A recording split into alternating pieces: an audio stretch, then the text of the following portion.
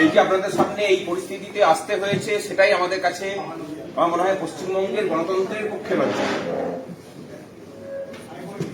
যে কর্মচারীরা নিজেদের মাথার ঘাম পায়ে ফেলে এই সরকারটাকে সচল রাখা শুধু নয়, সরকারটাকে জীবন্তও রাখেন, সেই কর্মচারীদেরকে নিজেদের বেঁচে পড়তে থাকার মতো করে পারিশ্রমিক পাওয়ার জন্য লড়াই করতে হচ্ছে।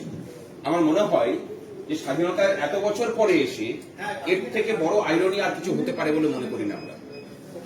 গণতন্ত্র কতটা আছে না আছে তার থেকে বড় প্রশ্ন, একটা জাতি তার আত্মপরিচয় হারিয়ে ফেলেছে। একজন কৃতদাস, সে সব থেকে বেশি শোষিত হয় কি দিয়ে? তার শ্রমের দ্বারা। তার শ্রমের কোনো মূল্য থাকে না। পশ্চিমবঙ্গের সরকারি কর্মচারী শুধু নয়, পশ্চিমবঙ্গের আপামর খেটে খাওয়া মানুষ তিনি যেখানেই কাজ করুন না কেন, একজন ইটভাটার শ্রমিক হতে পারেন, একজন বাথরুম পরিষ্কার করা লেবার হতে পারেন, বিল্ডিং তৈরি লেবার হতে পারেন, রাজমিস্ত্রি হতে পারেন। গোটা দেশের দিকে তাকিয়ে দেখুন, সমস্ত দেশের তুলনায় পশ্চিমবঙ্গে তাদের বেতনটা হচ্ছে ঠিক অর্ধেক টাকা। আমি হিসেব একদম আমি মিথ্যা তথ্য পরিবেশন করছি না আপনাদের কাছে। কোচবিহার জেলাতে, তার পাশেই আলিপুরদুয়ার জেলাতে একজন ধান পোতার শ্রমিক 300 টাকা বেতন পান। সামান্য বর্ডারটা যদি পেরিয়ে যান, 500 কিলোমিটার পেরিয়ে গেলে, আসামে গেলে সেই বেতনটা 600 টাকা হয়ে যায়। এখন প্রশ্ন হচ্ছে যে আসামের অর্থনৈতিক কাঠামো, তাদের স্টেট জিডিপি, পার ক্যাপিটা ইনকাম কি পশ্চিমবঙ্গের থেকে অনেক বেশি? একদমই নয়। প্রত্যেকটা প্যারামিটারে আসাম পিছিয়ে আছে।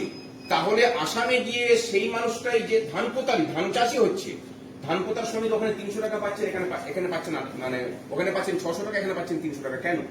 তার কারণটা হচ্ছে পশ্চিমবঙ্গ সরকার যেটা করতে পেরেছে বিগত 15 বছর ধরে, আমাদের যারা স্থায়ী কর্মচারী তাদেরকে অর্ধেক বেতনে কাজ করাচ্ছে।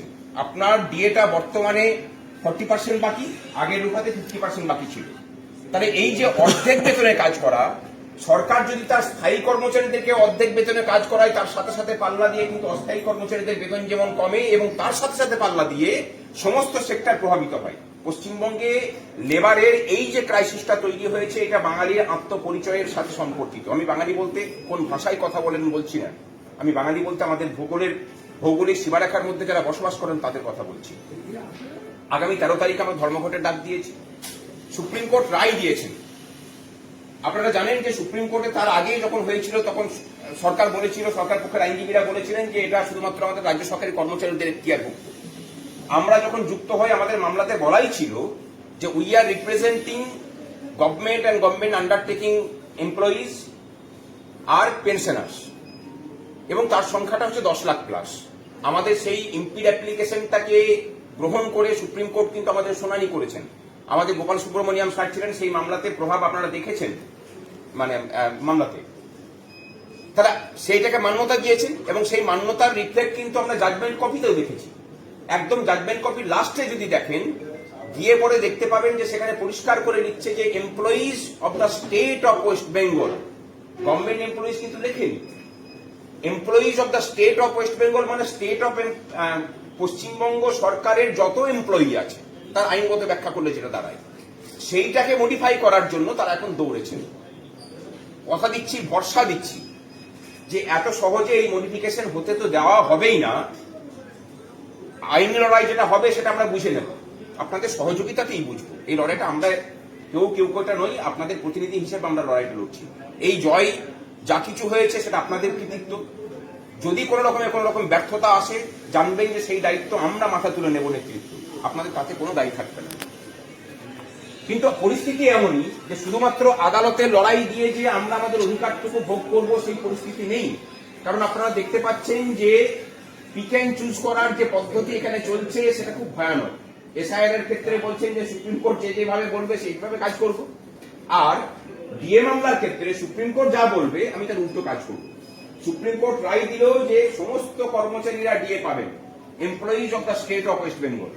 তারা যখন ইন্দু মালহোত্রা কমিটির কাছে রিপোর্ট জমা দিচ্ছেন, সেই রিপোর্ট জমাতে তারা বলছেন যে ওই 3 লক্ষ সামথিং সরকার এমপ্লয়ি এবং পেনশনার মিলে এই আছে। আবার সেখানেই উল্লেখ করছেন যে আমাদেরকে তো বোর্ড, কর্পোরেশন, পঞ্চায়েত, শিক্ষক শিক্ষিকা, শিক্ষাকর্মীদেরকে বেতন দিতে হয়, সুতরাং আমাদের বার্ডেন প্রচুর। স্ববিরোধিতাটা দেখুন। এখানে এটাও উল্লেখ করছে যে আমাদের স্টেটে নাকি কর্মচারীদেরকে এই সরকার দয়া করে ভারতবর্ষের মধ্যে সব থেকে বেশি ছুটি দেন, তাই নাকি এআইসিপিআই মেনে দিয়ে দেওয়াটা তাদের প্রতিবন্ধকতা আছে। আমরা পরিষ্কার বলি আমাদের এক্সট্রা কোনো ছুটির প্রয়োজন নেই, আমরা চাই না ছুটি, আমরা আমাদের পারিশ্রমিকের উপযুক্ত পারিশ্রমিক চাই, যাতে করে সম্মান নিয়ে আমরা বেঁচে থাকতে পারি। কি তাই তো? জোরে বলুন, জোরে। একদম তাই। সেই জায়গা থেকেই আগামী 13 তারিখ সমস্ত কর্মচারী পক্ষ ঐক্যবদ্ধ হয়েছে। আমরা বলছি যে যারা যে রাজনীতি মতবাদে বিশ্বাস করুন না কেন, আপনি জোড়া ফুলেও মানুষ হন, জয় বাংলা বলুন, এই অফিসের বাইরে বেরিয়ে গিয়ে করুন।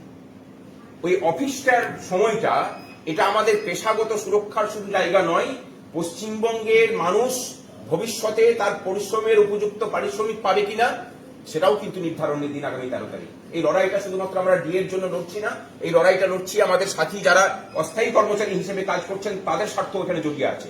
আমরা যদি ফুল ডিএটা পাই, সরকার বাধ্য হবে পাল্লা দিয়ে আনুপাতিক হারে তাদের বেতনটাকেও বাড়াতে।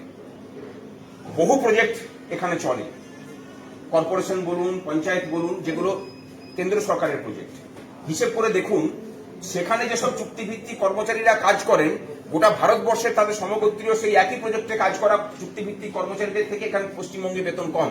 তার কারণটাই হচ্ছে যে আপনার পাশের টেবিলে বসে থাকা স্থায়ী কর্মচারীটা সারা ভারতবর্ষে তার সমপদে কাজ করা কর্মচারীটার তুলনায় অর্ধেক বেতনে কাজ করে, সুতরাং আপনাকে অর্ধেক বেতনে কাজ করতে হবে। লড়াইটা আমাদের স্থায়ী অস্থায়ী তফাৎ কিছু নেই, লড়াইটা আমাদের যৌথবদ্ধতার লড়াই। আমরা পৃথক হয়ে আছি বলেই সরকার এইভাবে লুটে ফুটে নিয়ে যেতে পারছে আমাদেরকে, আর নয়। এবার এটা শেষ থেকে ছাড়তে হবে। আগামী 13 তারিখ সর্বাত্মক ধর্মঘট করা শুধু নয়, এই পাশেই হচ্ছে খাদ্য ভবন আছে, এখান থেকে কিছু কর্মীকে অনুরোধ করব যে খাদ্য ভবনের সামনে গিয়েও পিকেটিং করে খাদ্য ভবনের চত্বরে থাকা সমস্ত অফিসকে বন্ধ করতে হবে। আগামী 13 তারিখ এই সরকার বুঝুক যে কর্মচারীরা ঐক্যবদ্ধ হলে পরে যে সরকারটাকে চালানো মুশকিল, সেই ফিলিংসটা অন্তত সরকারের ভিতর পর্যন্ত হওয়া প্রয়োজন।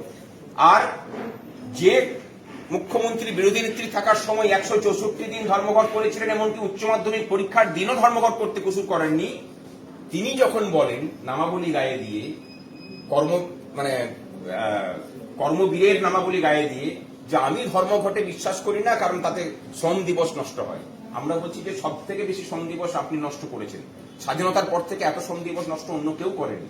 আমরা আবার বলছি কোনো অহেতুক ছুটির প্রয়োজন নেই আমাদের, আমরা যা পরিশ্রম করি সেই উপযুক্ত পারিশ্রমিক চাই, এর বাইরে অন্য কিছুটাও আমাদের নেই।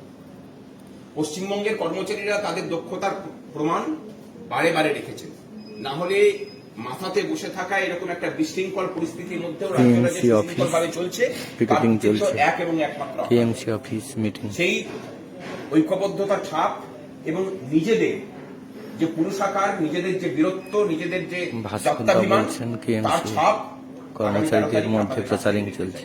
এটুকুই বলার। আর বলছি আবার ভরসা রাখুন, কোন রকম কোনো বিভেদ হতে দেব না। বকেয়া যখন সকলের আছে, এই সরকারকে কড়াই গন্ডায় সকলের বকেয়া মেটাতে হবে, এর বাইরে অন্য কোনো কথা আমরা শুনতে লাগিনি। ভালো থাকবেন সকলে। সবল করুন, সবল করুন, সবল করুন, সবল করুন, সবল করুন, সবল করুন। আর এই ধর্মঘটে কিন্তু সমস্ত পক্ষ ঐক্যবদ্ধ হয়েছে। একটা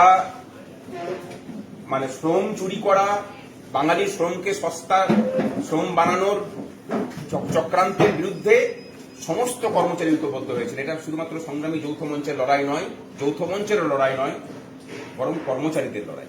হ্যাঁ, একটা প্রশ্ন, যেটা আমি সরকারি কর্মচারী হিসেবে আমরা সবাই বঞ্চিত, এখানে কোনো দ্বিমত নেই। শুধু একটা জিনিস যেটা আমাদের গভর্নমেন্ট খালি ভয় দেখায় যে আপনাদেরকে ডায়েস নন ওই সার্কুলার করে একদিন চাকরি ছেদ এই কমিয়ে দেবে, এর কোনো কি সাংবিধানিক বৈধতা আছে? আচ্ছা, দুটো তফাৎটা ভালো করে বুঝুন এবং শুধু নিজে বুঝলে হবে না, যতক্ষণ না স্যাটিসফাই হচ্ছেন আমরা বোঝানোর চেষ্টা করব। ধর্মঘট এখানে চাকরির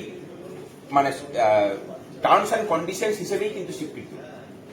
যে যে কন্ডিশন হলে পরে আপনি ধর্মঘট করতে পারেন সেই সেই কন্ডিশন মেনেই আমরা নোটিশ দিয়েছি সরকারকে, কলকাতা কর্পোরেশনও নোটিশ দেওয়া হয়েছে। তাহলে আইনগত স্বীকৃতি আছে। ধর্মঘট হলে তারা কি করতে পারেন? 2011 সালে উনি ক্ষমতায় আসার পরে থেকে শুরু করেছিলেন যে আমি ব্রেক ইন সার্ভিস করবো। ব্রেক ইন সার্ভিস করা মানে কি, আপনার ধরুন 10 বছর চাকরি করছেন, ব্রেক ইন সার্ভিস হয়ে যাওয়া মানে আপনার আবার তারপর থেকে নতুন ভাবে চাকরি শুরু হবে। 23শে মার্চও তাই করেছিলেন। আমরা সেটাকে চ্যালেঞ্জ করেছিলাম, পঞ্চায়েতের কর্মচারী ইউনিয়নে চ্যালেঞ্জ করেছিল। যৌথভাবে তারা জানিয়েছিলেন যে আমাদের এটা ভুল হয়ে গেছে, আমরা ভবিষ্যতে আর কোনোদিন ব্রেক ইন সার্ভিস লিখবো না, ব্রেক ইন সার্ভিস লেখা যায় না। তাহলে ব্রেক ইন সার্ভিসের গল্প উঠে গেল। পড়ে থাকলো কি, দায়িশ নয়। কথাটার মানে কি, একটা দিনের বেতন কাটা যাওয়া।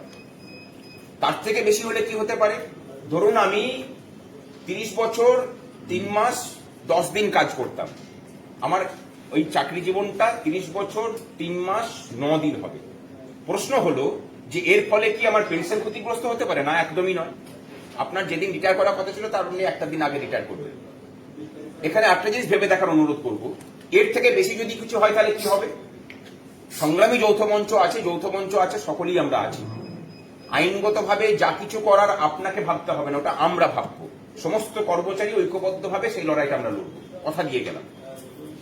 কিন্তু একদিনের বেতন কাটার জন্য, বেতন সরকারকে দান করার জন্য মানসিকভাবে আমরা প্রস্তুত আছি। কি আছি তো? এটা নৈতিকভাবে, কারণ আমরা কাজ করবো না, আমি একদিনের বেতন নেবো না। এখন এখানে প্রশ্ন হচ্ছে যে আমরা একদিনের বেতন নিয়ে ভাবছি। বিগত 15 বছর ধরে আপনি 30 দিন কাজ করে 18 দিনের বেতন নিচ্ছেন, 17 দিনের বেতন নিচ্ছেন, আর 12 দিন 13 দিনের বেতন যাজন হিসেবে সরকার কেটে নিচ্ছে আপনার কাছ থেকে, আপনি জানতেও পারছেন না। এবার অন্তত এই যাজন নেওয়াটা সরকারের বন্ধ করার জন্যই এই ধর্মঘট। একটা দিন চেষ্টা করে দেখি চলুন, যদি না হয় বৃহত্তর লড়াই হবে, কিন্তু লড়াইটা শেষ দিকে ছাড়বো। এবং আরেকটা কথা, আন্দোলন বিক্রি হওয়ার রাজ্যে অন্তত কর্মচারী আন্দোলন বিক্রি হবে না, এ কথাটাও দিয়ে গেলাম। এই রাজ্যে আরজি করের আন্দোলন বিক্রি হয়, অন্যান্য আন্দোলন বিক্রি হয়, এই আন্দোলন বিক্রি হবে না। ভালো থাকবে। আর যদি কিছু ভুল ত্রুটি বলে থাকি, নিজ গুণে আপনারা ক্ষমা করবেন। জিন্দাবাদ জিন্দাবাদ জিন্দাবাদ জিন্দাবাদ সংগ্রামী যৌথ মঞ্চ জিন্দাবাদ। জিন্দাবাদ জিন্দাবাদ 13ই মার্চ ধর্মঘট সফল করুন, সফল করুন, সফল করুন, 13ই মার্চ ধর্মঘট সফল করুন, সফল করুন, সফল করুন।